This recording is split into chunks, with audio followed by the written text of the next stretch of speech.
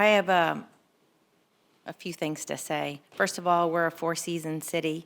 We are highly affected by the snow, and I appreciate DPW, and I always praise you guys all the time about this.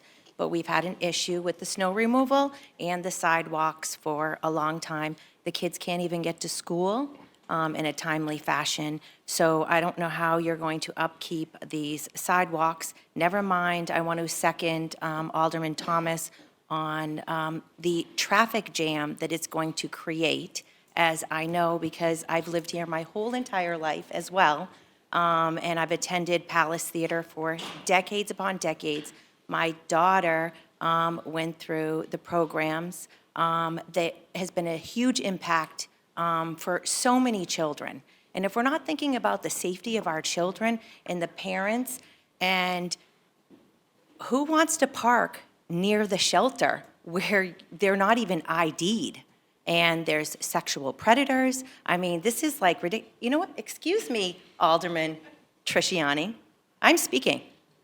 So nobody wants to be parking farther away than we have to, especially since there's so many drug dens in Manchester and still unacceptable homelessness that's going on. And I think we all deal with it, the feces and everything. So there is, parking is essential. As a business owner, I know that. Where do the employees park? Where do the customers park?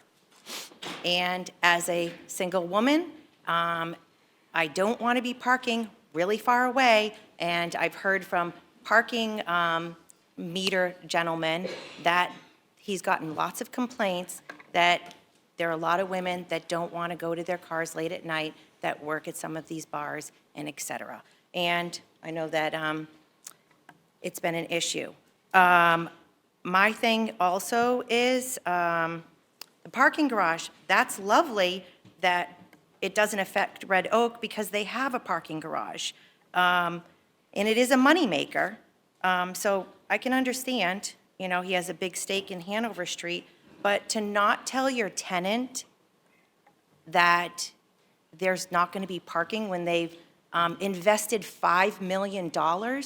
And then on another thing, not only did he invest $5 million, I grew up here, and the Singers have been the most extraordinary all-American family, giving back jobs effortlessly, just giving people jobs, giving back to our community, faith, family, and community first.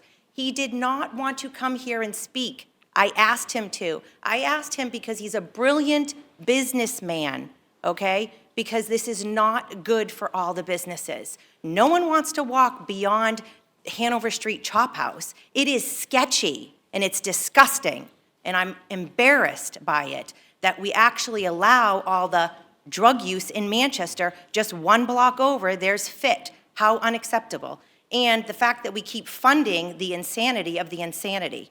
So I want to say thank you to the Singer family for their gifts beyond belief, how they keep giving. But I asked him to come here. He didn't want to. He's a humble, humble man.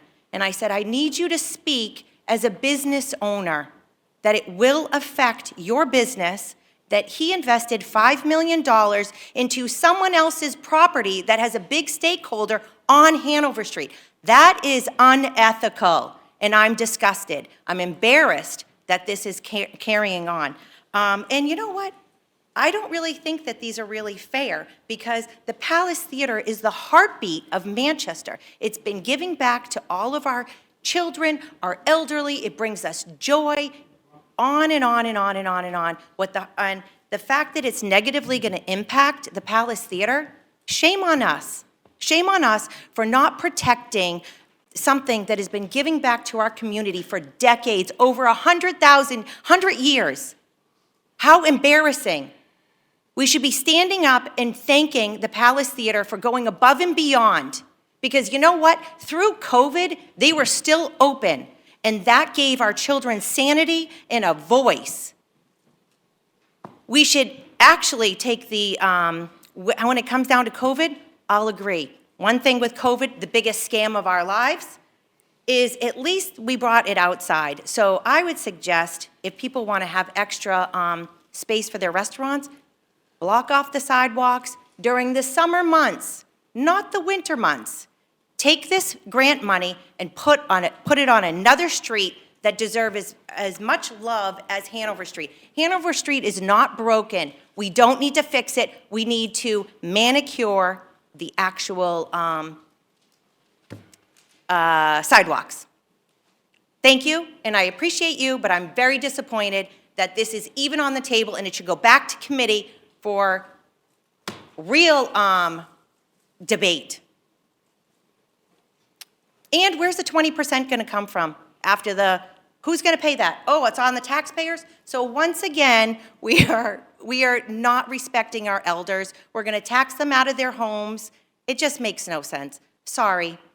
Pick another street, my opinion.